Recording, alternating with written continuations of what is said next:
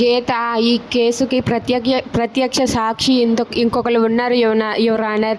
అది ఎవరో కాదు, వసుంధర గారు. వసుంధర గారి ఈ కేసులో ప్రత్యక్ష సాక్షి. గణేష్ గారు, మీ వెంటే వసుంధర గారిని తీసుకుని రమ్మన్నాను కదా, వెంటనే వసుంధర గారిని తీసుకొని రండి అని చెప్పి గీత వాళ్ళ నాన్నతో కోర్టులో చెబుతూ ఉంటుంది. అది వినగానే అక్కడ ఉన్న అఖిల్, మహారథి, జాగృతి వాళ్ళైతే కంగారు పడుతూ ఉంటారు.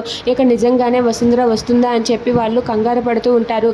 ఇక గణేష్ గారు అయితే లేచి నిలబడతారు. అది చూసి అక్కడ ఉన్న గీత అయితే, ఏం చేస్తున్నారు, మిమ్మల్ని మీకే చెప్పేది, వెంటనే వెళ్ళి ఆ వసుంధర గారిని తీసుకుని రండి, మీతో పాటు తీసుకొని రమ్మని చెప్పాను కదా, బయట ఉన్నారా, తీసుకురండి అని చెప్పి గీత అంటూ ఉంటుంది. అది వినగానే గీత వాళ్ళ నాన్న అయితే తలదించుకొని బాధపడుతూ ఉంటాడు. అది చూసి గీత అయితే, ఏంటండి మీకే చెప్పేది, వసుంధర గారిని తీసుకువస్తే సాక్ష్యం చెబుతారు, అప్పుడైనా తెలుస్తుంది ఈవిడ గారి కొడుకు ఎక్కడ ఉన్నాడో అని చెప్పి అంటూ ఉంటుంది. దాంతో అక్కడ ఉన్న గణేష్ అయితే, వసుంధర గారు లేరు, వసుంధర గారు చనిపోయారు అని చెప్పి అంటాడు. అది వినగానే గీత ఒక్కసారిగా షాక్ అయిపోతుంది.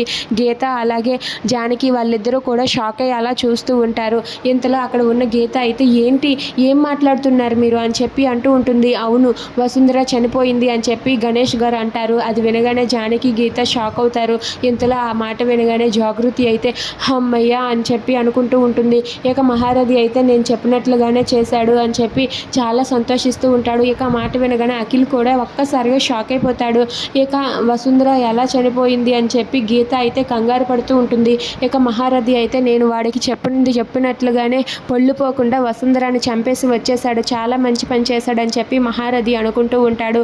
ఇంతలో అక్కడ ఉన్న గీత అయితే, అసలు ఇదంతా ఎలా జరిగింది, ఇదంతా ఎవరో పక్కా ప్లాన్గా చేసినట్టుగా ఉన్నారు, అసలు వసుంధర చనిపోవడం ఏంటి అని చెప్పి గీత అలాగే జానకి వాళ్ళిద్దరూ కూడా కంగారు పడుతూ ఉంటారు. If you like this video, please subscribe our channel.